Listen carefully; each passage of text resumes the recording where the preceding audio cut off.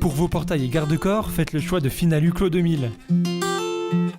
Votre spécialiste depuis plus de 25 ans, zone artisanale de la tannerie à Ancerville. Contactez-nous pour vos études et rénovations 03 29 75 22 25 ou sur clos2000.fr. Ouvert du lundi au vendredi et le samedi sur rendez-vous.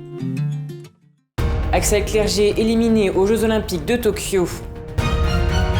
Les jeunes sportifs s'initient à la voile au lac du Der. Les petites bestioles du 52 sont toujours de bon poil à voile-compte.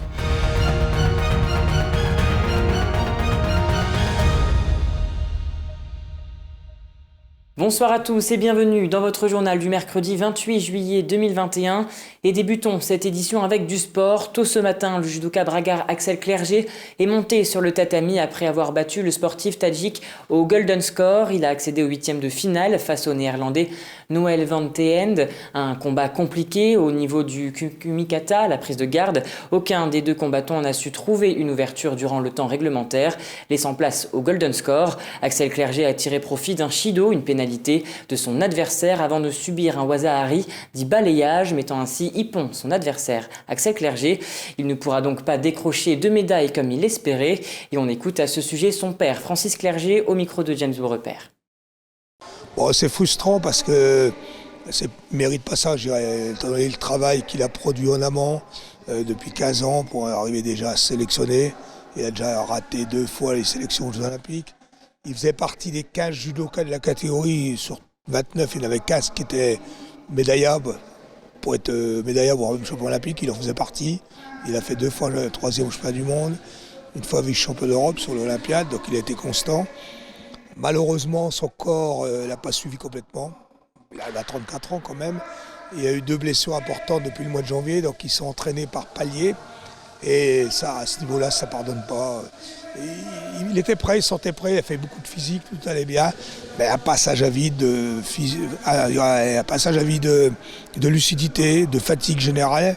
Et bing, voilà, à ce niveau-là, c'est tout de suite le trou, pourtant, puis c'est fini. Hein. Et on se rend compte que c'est le très très haut niveau, il ne faut pas l'oublier. Hein. On a beaucoup discuté avec lui pour le rassurer. C'est vrai qu'il était vraiment... il avait les boules, hein, il en pleurait. On lui dit Axel, il y a les équipes, hein, maintenant il faut te mobiliser. En plus, en équipe, il est tout seul dans sa catégorie. Dans toutes les autres catégories, on peut doubler, la France peut doubler, mais là, il est tout seul, il rentrera à chaque fois. Ils ont une équipe d'enfer. Ça devrait être une finale France-Japon attendue. Et ça fait 3 fois qu'ils le font au championnat du monde. À chaque fois, ils perdent de peu. Et ce serait beau qu'il décroche la grosse médaille d'or aux équipes. Là, par contre, pour lui, ça lui fera du bien. Pour le judo français, et puis pour nous, localement, parce qu'il mérite cette médaille. Restons dans le sport et au loisir avec de la voile. En effet, le Cercle nautique des Amis du Der organise cet été des stages de voile pour les jeunes de 8 à 16 ans, en partenariat avec la ville de Vitry-le-François. De l'optimiste au catamaran en passant par la planche à voile et au dériveur, tout y est pour offrir aux enfants une belle activité en extérieur durant ces vacances scolaires. Un reportage de James Beaurepaire.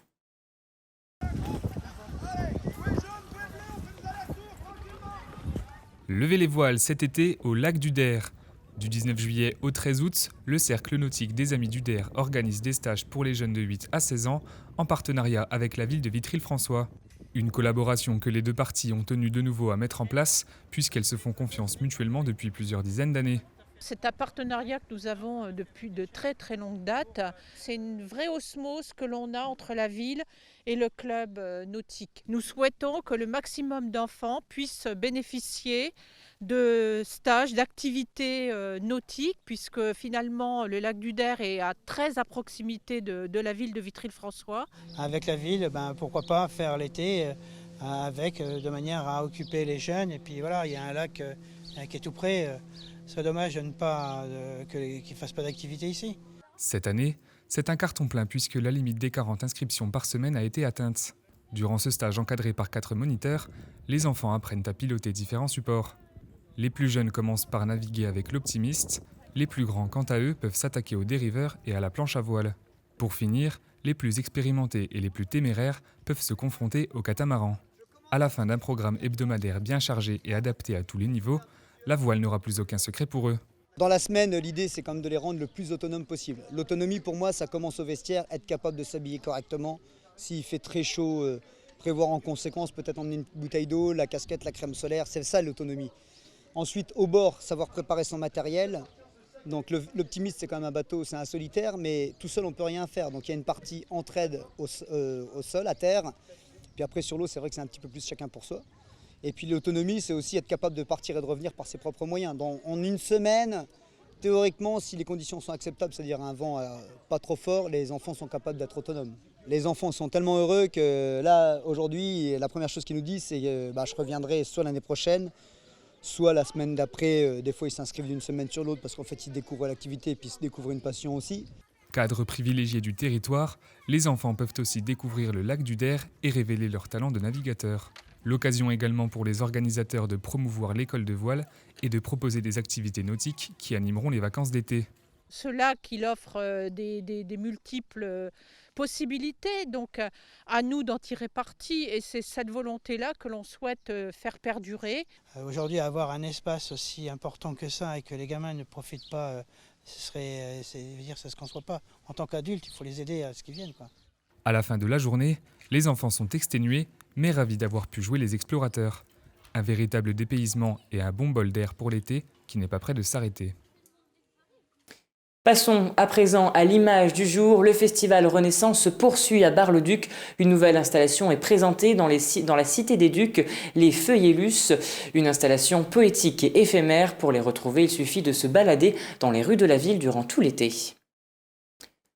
Une nouvelle association est née à Voiles-Comte, les Petites Bestioles du 52, créée par Nathalie Roche et Edith Desdé. Pendant le confinement, les bénévoles tricotent des doudous, poupées et peluches et aident aussi les animaux en détresse. Elles ont pour projet de passer voir les enfants dans les hôpitaux pour présenter justement leur création. Un reportage de Louis Maujean et Laura Boinet. Pépito, Paprika ou encore Choupi, les bénévoles de l'association Les Petites Bestioles du 52 sont toujours de bon poil, ne manquent pas d'inspiration pour trouver des noms aux peluches qu'elles confectionnent avec soin. Un engagement local initié en avril 2021. Je trouve effectivement qu'il faut développer au plan local un tas d'actions, il faut faire bouger les choses. C'est un beau projet d'associer le bien-être animal, humain, l'environnement, etc. et d'essayer avec nos faibles moyens, d'essayer de participer à faire évoluer les choses dans le bon sens. Le profit des ventes de leur création est donc reversé à des associations caritatives ou utilisé pour différents projets en accord avec leurs idéaux. Notre but n'est pas forcément de réaliser des projets énormes, mais je pense que près de chez nous, il y a des besoins, parfois des petits besoins comme là les chatons qu'on pourrait essayer de stériliser, identifier et faire adopter. Il y a des petites actions comme ça qui peuvent se mener avec peu d'argent et je pense que tout un chacun peut participer à ce genre d'action. Au total, c'est une quinzaine de bénévoles qui se mobilisent à leur échelle pour défendre ce qui leur tient à cœur, notamment les animaux. Je pense qu'en fait tout est lié, c'est-à-dire qu'on est sur une planète qu'on devrait respecter, ça on a beau le répéter, on en est toujours malheureusement au même point je crois. Et l'humain et l'animal c'est pareil, ce sont deux choses qui sont parfaitement liées. On voit bien que maintenant l'animal est passé quand même au stade non plus d'animal qu'on met dans la cour au fond du jardin, c'est devenu une compagnie. Ils participeront le 8 août à la brocante de Giffaumont dans l'espoir de pouvoir accomplir tous leurs projets. Et voilà, c'est la fin de cette édition. Merci à tous de l'avoir suivi. Dans un instant, vos prévisions météo de demain. Très belle soirée à vous. Toute l'actualité qui vous concerne, à voir et ou à revoir, dès maintenant sur puissancetélévision.fr et sur notre application mobile.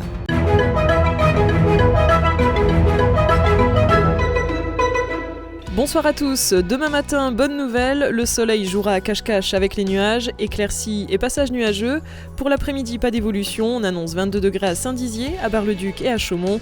Enfin, température maximale à Vitry-le-François avec 23 degrés. Demain, jeudi 29 juillet, nous fêterons les Martes. Très bonne soirée avec Puissance Télévision.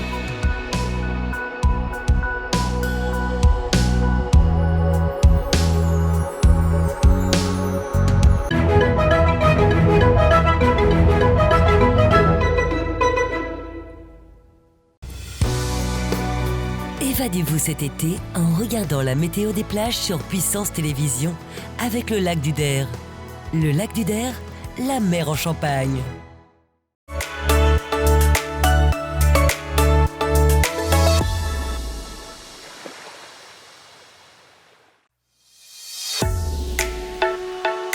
Bonjour à tous et bienvenue dans votre météo des plages. Bonne nouvelle, c'est le retour du soleil. On démarre comme d'habitude avec la carte du lac du Der. On annonce des éclaircies sur les plages de la Cornée du Der, à Larzicourt, à Nuisement et aux sources du lac. Les maximales atteindront 23 degrés sur le lac. La température de l'eau quant à elle sera à 16 degrés. L'indice UV sera de 5. Pour les plages de Giffaumont et Champaubert, on annonce également du soleil et des nuages, avec un vent qui ne dépassera pas les 18 km/h.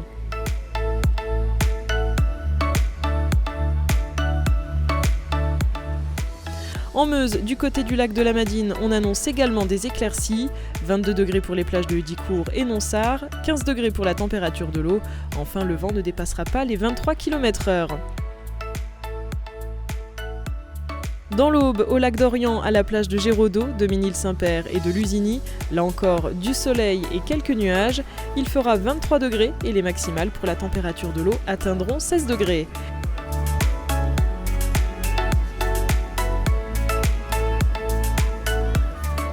On termine ce bulletin météo avec le lac d'Amance et la plage de Dienville. Au programme, un ciel partiellement nuageux, 23 degrés pour la température extérieure et l'eau sera à 16 degrés. C'est la fin de cette météo des plages, on se retrouve demain sur Puissance Télévisions.